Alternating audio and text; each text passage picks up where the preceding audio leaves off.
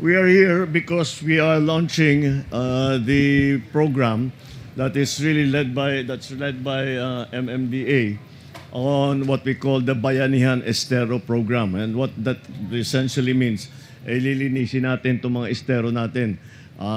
Hanggat makita na talaga ninyo kung gaano kakapal yung water hyacinth at gaano karami yung kailangan talagang kolektahin, gaano kababaw na yung tubig dahil sa siltation, hindi mo talaga, kahit na mga picture lamang ang nakita mo, ibang-iba talaga pag nakita mo gaano kakapal ito.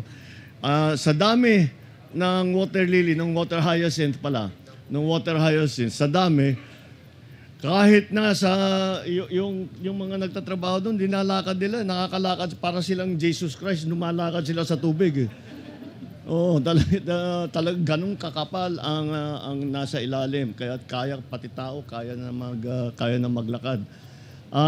But that's why we have encouraged this, kasama natin ang DOLE, of course the DILG, all our local government officials, and all the political leaders. Kailangan natin magsama-sama, magkaisa at pagtulungan ito. Dahil alam naman natin, ang matinding usapan sa nakaraang ilang araw ay yung flood control projects. O sige, tinignan din natin yan.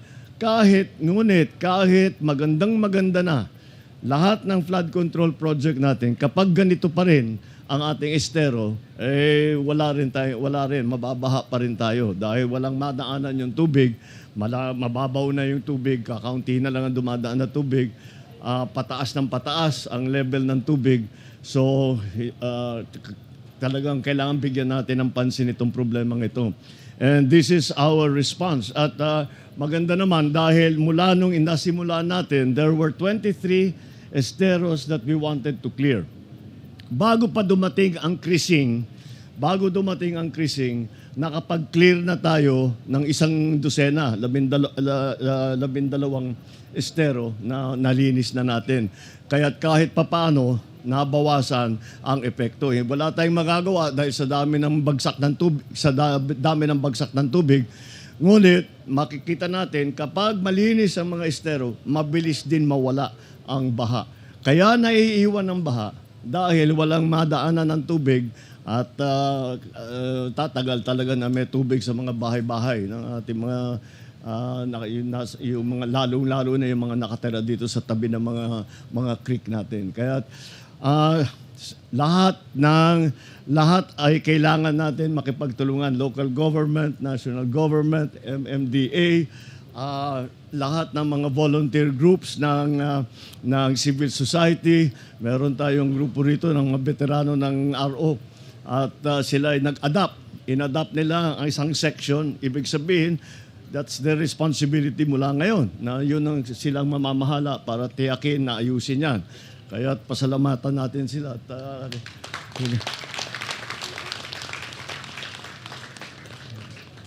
Tama yan. Magandang alimbawa sa atin yan. Bawal mag-retire.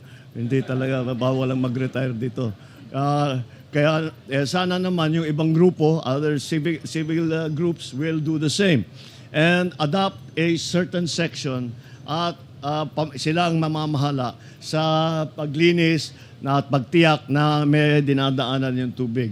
Kasabay nitong paglinis, meron din desiltation dahil talagang tumataas ang tubig, mababaw na yung tubig dahil sa siltation. At wala rin tayong choice doon. Kaya't hanggang sa watershed development kasama dito sa solusyon na ito. Dahil yung watershed kung saan nanggagaling yung tubig, pagka maraming puno, hindi nadadala yung lupa. Hindi magsisilt ng ganito. Kapag maraming puno. Kaya kasama sa watershed development na magtatanim tayo ng puno para hindi madala ng tubig yung lupa na dinadala dito sa mga creek natin hanggat maging mababaw kaya nagkakabaha. Kaya